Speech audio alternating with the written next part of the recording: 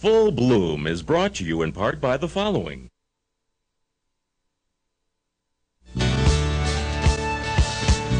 Welcome to Full Bloom, the award-winning show that celebrates life.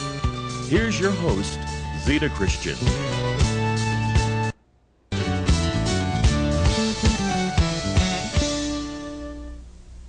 Hi everyone, welcome to Full Bloom. My guest tonight is a distinguished Guatemalan artist.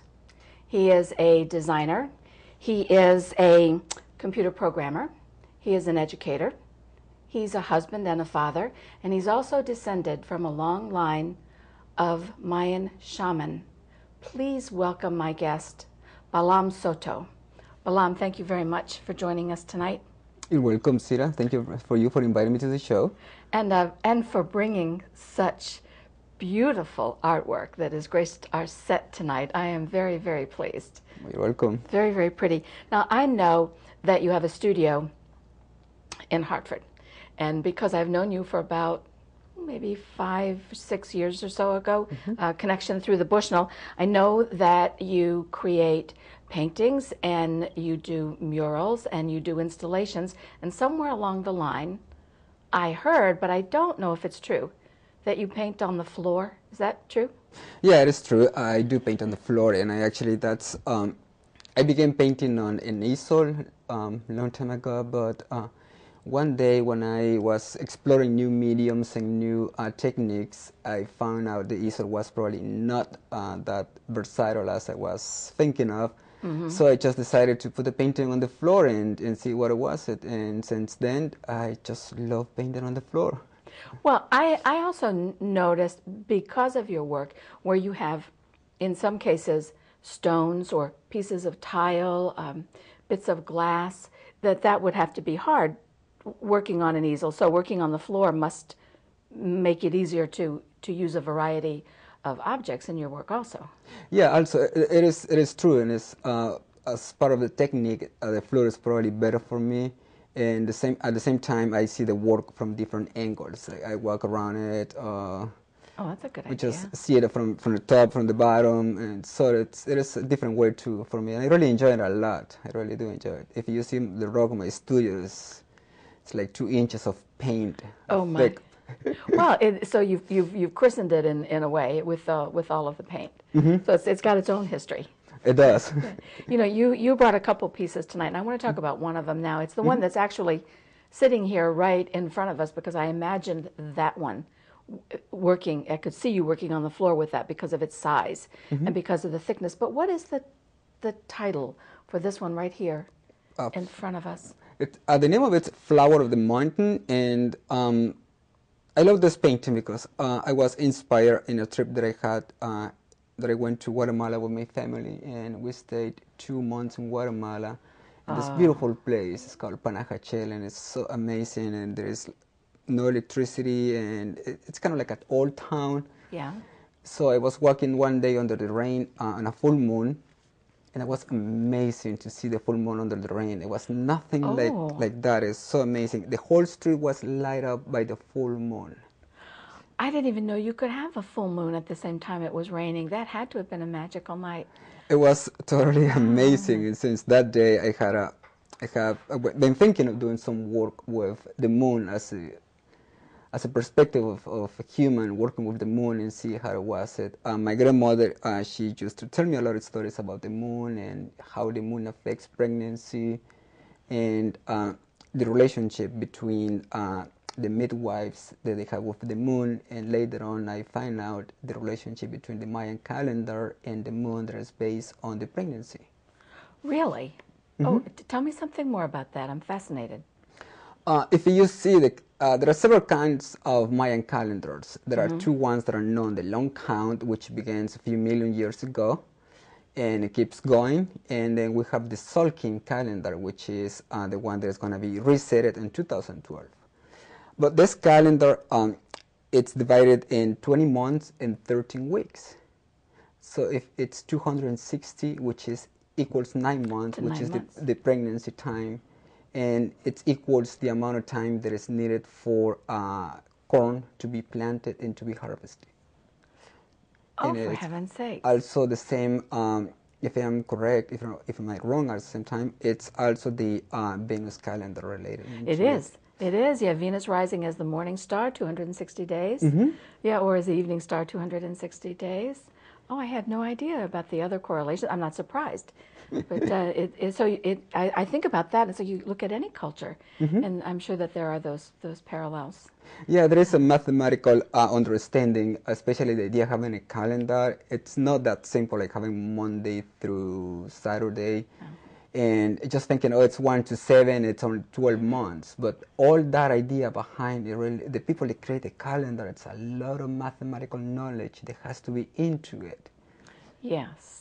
Yes. So it's a lot of knowledge that we see every day, but we don't really, sometimes like we don't think about it, like how much knowledge has a calendar in it. And I think too that knowledge, from observation of nature and from the sky, and being able to see the cycles and to find meaning in them, all of that adding into the whole mythic tradition. We have lots to talk about here. Okay, let me get to some of the questions I want to be sure that we cover. I know that fairly recently you were honored by the National Constitutional Assembly of Guatemala as being a valuable and outstanding Guatemalan with international success. You were designated maestro or master artist. That's a huge honor. How does that feel? Well, it was a totally surprise. It was almost 1 year ago, and I had a visit from the Guatemalan House of Cultural Affairs in New York, and they heard about my work in Guatemala, and then the government sent a person from the United States, and at the same time they contact me and come to my studio and meet me and saw my work, and they just went totally like something, like they said, there is something revolutionary in your work. There is nothing that has been done in Guatemala like this kind of work that you're doing. Oh. Something unique. So a few months later, they sent me an email telling me they were coming to my studio, and I was saying, oh, that's great because I'm going to have a party that day for celebrating my birthday, so you guys can come, welcome me, sure. Oh, how nice. So I have like 200 people in my studio, and then they say, all right, we are going to thank Balam Soto, and then they just pull out the whole thing Oh out my of gosh. it. It was totally unexpected from my side. I never thought it was going to be something like that in my life happening to me. Which birthday, may I ask? 38. Wonderful, wonderful. Which makes me 39 in a couple of days. Oh, well, this is great. Have another, we'll just celebrate birthday here and happy birthday a couple days early. Thank you very much. When you mentioned that they actually came to your studio in Hartford. Did they know? I mean, I'm sure they must have done some research on you before. I mean, of all the places you've exhibited, I was just looking. I mean, I couldn't even write them all. There were so many, but obviously Connecticut, Massachusetts, New York, but and I was not surprised that you have also exhibited in Guatemala, but West Africa, and you have other things coming up through 2009 and through 2010. Your work is getting widespread attention, international attention. Yeah, it is. I have a show. It's part of a group show with curated by the University of Massachusetts. It's going back to Africa. It's a group show. And then in the summer, I have a show with a museum in Guatemala. And then I am waiting for the answer for a show at the Art and History Museum in Pennsylvania. And I believe I'm going to have another one in another 2 museums in Guatemala that are interested in seeing my work as well. Now I want to go back to something you said a moment ago when you were talking about the representatives from the National Constitutional Assembly of Guatemala, and that they were saying that there was something so revolutionary in your work. Is that something you planned? No, it's just the way that I like to paint. It's something that I just enjoy to do. I enjoy to work the way that I work. And now, Balam, I have to tell you, I know nothing about art. So when I hear a statement like that, what were they talking about that is so different? I think what they were mostly the art scene in Guatemala. It has 2 influences. Either it has like like portraits, landscapes, and then you have all the European schools. My work, it's like mostly what I feel inside, what I like to do, without leaving my own identity. Oh, okay. And that then I'm guessing is where the mythic traditions are so strong in your work, the symbolism. Yeah, it is very strong because I have a really, my grandmother did a huge impact in my life. When I was a little kid, she used to tell me all the Mayan mythology, like an oral tradition in her kitchen, and it was something that I just can't forget, and I don't think I'm going to forget. Now that reminds me of a conversation we had about 5 years ago. I remember sitting in the conference room at the Bushnell, talking with you about your art, and you were telling me about, I think it was your grandfather, maybe your father, I don't remember for sure, but talking about the history in your family, the tradition of shaman in your family. Could you talk with us about that? Yeah. Well, since I know that I have a long tradition in my family with shamanism, and it's mostly based on Mayan philosophy, and I'm fascinated by the Mayan philosophy and see how we understand the world, how we see the world, and from the two perspectives, from the materialistic perspective and at the same time for what we probably would consider like the spiritual perspective as well. When I was young, I wasn't really that interested at all when I was back in Guatemala. And then when I moved to the United States, and I very much left my whole life back in Guatemala and began with a brand new life here in the United States. How old were you? I'm 39 in a couple of days. No, I mean, how old were you then? I was 25 years old. Okay. So, and then I started missing my culture, my food, my language, everything. And I began to really, I think I understood myself better outside of Guatemala than when I was in Guatemala, because I miss everything in Guatemala, and I began to do a lot of research about Mayan archaeology, the few books about Mayan philosophy and all this kind of knowledge. I read somewhere that you learned to speak English by reading a book on archaeology. Yep. Is that true? By my favorite writers, Linda Sheely. Oh, for heaven's sakes!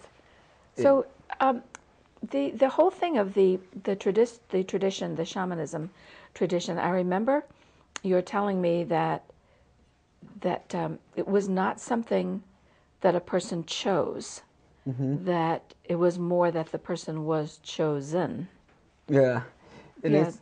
Actually, this method is based on the Tzolk'in calendar and the Mayan calendar. This calendar, according to the day you came to this world, and do some mathematical equations, and then you very much kind of have a psychological profile of the person.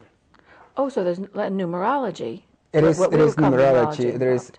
There is also something we call numerology too. Is between 0 and 13 and 0 and 19. So it's quite interesting. The number between 0 and 13, 7, it's balance. And that is something that I really like escaped my mind. Like something that is not equal can be balanced. Number 7. So interesting. Well, are you a shaman? I have to admit that yes. My grandfather, he taught me a little bit. My grandmother taught me a little bit. My father did a lot of the teaching. And during this trip that I was mentioning to you back in Guatemala, I went with a friend to this town, and all of a sudden they just gave me like a ceremony for it. Totally unexpected. Well, it strikes me as, when I think of shamanism, I think of someone who is able to move between the worlds of the living and of those in the other realm that we call dead. And I think that art is a way to move between those worlds, like music or drumming or dance, but forms of art can do that. So I think perhaps that might be the way that you're moving. And speaking of moving, we have one of the images that you sent to us that I want to show. Pop it up on the screen here, and I don't know what it's called. Well, I call it a zigzag pattern. Tell us about this. Oh, textile. I remember the name now. Textile. Okay. I think in this work I was very fascinated by textiles in Guatemala. My grandmother had a lot of huipiles that she used. And I saw a lot of textiles in Guatemala. I've been thinking for several years to do something related to it. And what about the spiral there on the side? Does that have significance? Yeah, it does. I think for my thinking, it's the universe. The universe, like the galaxy, just the whole swirl there. For me, like spirals are the universe, like the whole thing all over. Like it can go in and also can go outside. So. Yeah, it's a beautiful shape. I know that that the mythology of the jaguar is also something very important in your culture and shows up in your art, as does the textiles that we just saw. Well, tell us a little bit about that jaguar importance in your life. My name, it means in Mayan jaguar. Oh, so the name Balam means jaguar. Oh, okay. So I have a fascination with the jaguar. I love the jaguar. It's just such a beautiful creature, so elegant. And is it in terms of animal medicine? Is there something in what is the attributes of having a jaguar significant in your life? I've been asking that question to several of my friends, and very much everybody has a unique answer for it. But for me, I think it's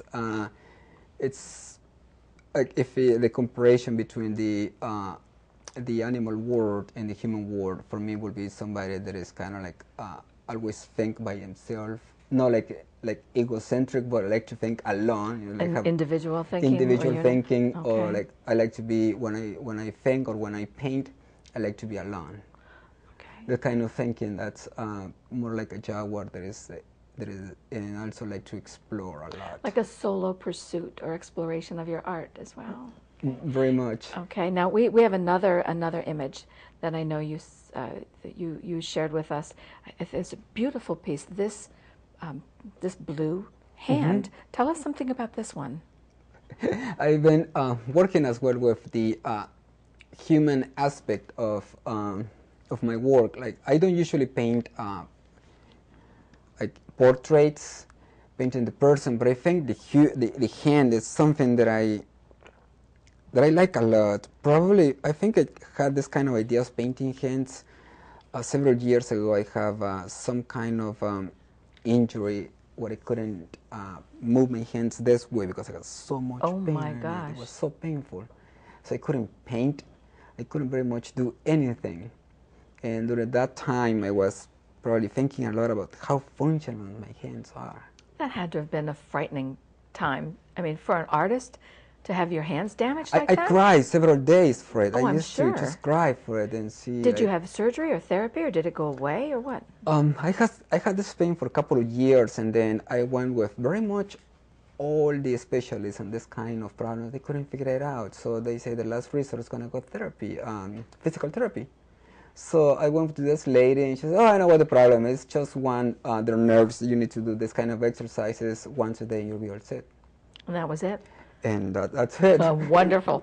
That's excellent news. I'm very glad to hear that. Let's see here. Oh, we have another image that I wanted to talk about too. It was one of my favorites when you sent over, and because I love that the shape of the goddess, the whole mythology around the goddess, and this picture with the goddess all done in, these are candles. Candles, right. Candles. Absolutely beautiful. Tell us a little about this. Well, if you look at this on the back, that's the original, and I cut it out of the plywood. So that was the outside of the cutout that I had. And then I was with I see. my daughters in my studio one day, and I was getting ready for a Day of the Dead installation, and I have around 200 or 500 candles that I need to light up because I couldn't light up in the place that I was going to make the installation. So I told my daughters if they can help me out to light the candles and just put it on the floor. I'm going to turn on the lights and see how it's going to look like. And then my daughter said, we can use that and make a shape out of it. Oh, Balam, that is so fascinating. Let's take a look back here. So this beautiful golden goddess hanging behind us, you cut her out of plywood, and then what we just saw filled with candles was the plywood what was left. What was left. Yep. Wow. Oh, thank you, daughters, because that was a great idea. It was an amazing idea, and we began to put all the candles inside my daughters, and basically it's an installation that I did with my 2 daughters, and we light it up, and then we turn all the lights and start taking photography. My how 2 beautiful. daughters, they were like so fascinated by it. I bet. And after this installation, my daughter, she told me a few weeks ago that she was thinking a lot about this kind of work, and she told me, you don't need to go to an art supply or get paint to do art. You can use very much any kind of materials to do art. Well, she has certainly inherited your creativity. She's very creative. Yeah. And then a few months after, there was a huge storm in Hartford. So we went outside and made a humongous snowball. Huge. We roll it up and we just put it on the middle of the road and see what was going to be the reaction of the person the next day. So we went by next day and we saw that nobody touched it. They just walk around it. So people respect the work that we did with my 2 daughters. They didn't know who made it. But my daughter said, we can probably just make it look like it just came from nowhere. Oh, I like her imagination. That's a beautiful thing. Balam, one more image here I want to take a look at. And this one was a giant, a gold spiral, that universe symbol we were talking about, on this blue background. Tell us a little about this one. Well, in the beginning, I was thinking, like, I have a fascination working with the sun. And then I was working with the same idea of having, I don't know if it is, we call it sculpture or painting, because it's three-dimensional, it can be hanging on the wall. So when I was working on this one, I was thinking mostly that it's going to be the same idea of the universe. Like, there is an external universe, and at the same time there is an internal universe. So you have that spiral, and you have the sun, and there are God and goddess figures around the background. This is just exquisite. Thank you. Very, very beautiful. Now, I know we've been looking at what you've brought here, and the images we've been looking at, very traditional in the sense that, I mean, not traditional in the design at all, but working with your hands and working with objects.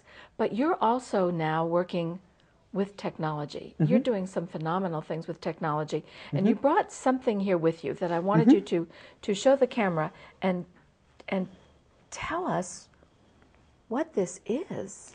The name of this little device is called a microcontroller. A microcontroller. Microcontroller, and it's basically a CPU that can be programmed.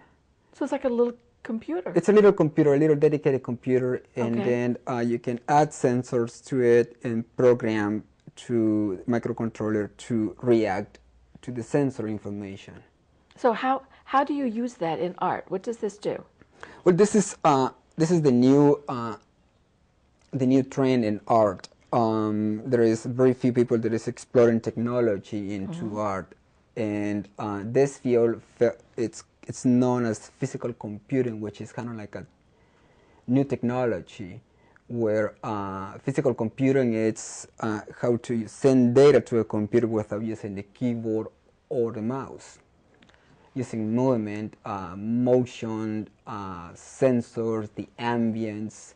Everything gets information, and then you can program it to react to it. So this is like the old mood ring, only really high tech. Probably. Wow, that's amazing. Now I understand you're working on an interactive exhibit that involves something you touched on a little bit earlier about the Mayan calendar in 2012. And what is that all about? At the 2012, I've been working on this project for a little while. I've been thinking a lot what to do, and then all of a sudden I see a lot of information about the 2012 and how it is misunderstood as the end of the war. But from the Mayan perspective, there is no such a thing as the end of the war. It's just the calendar finish it, but it's just starts all over again. And it starts over again. In fact, we have another image here that you sent that I want to be sure that we show the audience. It was one of my favorite. And when I looked at it first, I thought, well, here's this central figure, and if I'm correct, this is a sun god of the current age of the sun, and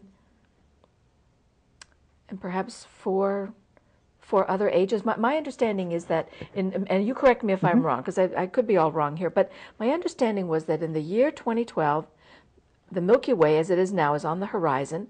When the sun rises, it's going to go through this dark part of the area of the Milky Way, and that in the Mayan calendar, that was thought to be the birth canal of the universe. So there is this a new birth of a new sixth age of a sun, and that this was the figure in blue in the center is holding the current age, and then the other spirals indicating are a total of the 5 ages of the sun that have already been birthed and that we're living now, and that in 2012 there's a new age of a sun. Is that right?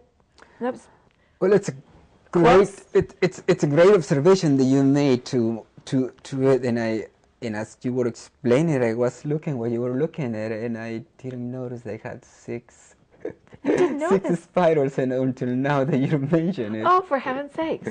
I think when I do my work, I don't really think that I want to portray a message that everybody has to understand the way that I want, but what I mostly want people to really, for them to understand it the way that they want.